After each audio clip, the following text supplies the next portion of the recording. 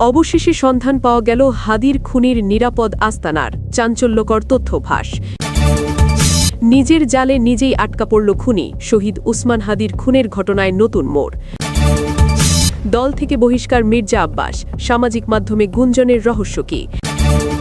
এতক্ষণ শুনছিলেন সংবাদ শিরোনাম, এখন থাকছে বিস্তারিত। অবশেষে গুঞ্জনটা সত্যি হল। হাদির যে হত্যাকারী ফয়সাল, তাকে ডিওএইচএসের একজন ব্রিগেডিয়ারের বাসাতে আত্মগোপনে রাখা হয়েছে।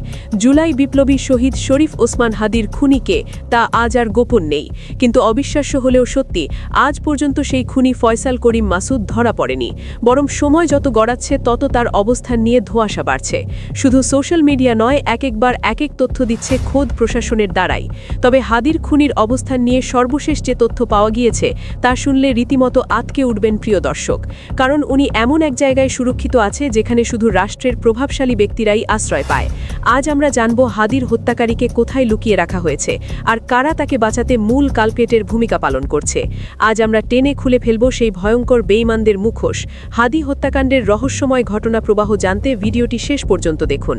শহীদ উসমান হাদির খুনি সাবেক ছাত্রলীগ নেতা ফয়সাল করিম মাসুদের সর্বশেষ অবস্থান যাচাই করে পাওয়া গেছে এক হাড় হিম করা তথ্য। সর্বাধুনিক প্রযুক্তি ব্যবহার করে দেখা গেছে তিনি বাংলাদেশেই আছেন। বহাল তবিয়তে অবস্থান করছেন ঢাকার ডিওএইচএসের এক ব্রিগেডিয়ার জেনারেলের বাসভবনে। দায়িত্বশীল এক পুলিশ কর্মকর্তার বরাত দিয়ে এই বোমা ফাটিয়েছেন জনপ্রিয় সাংবাদিক ইলিয়াস হোসেন।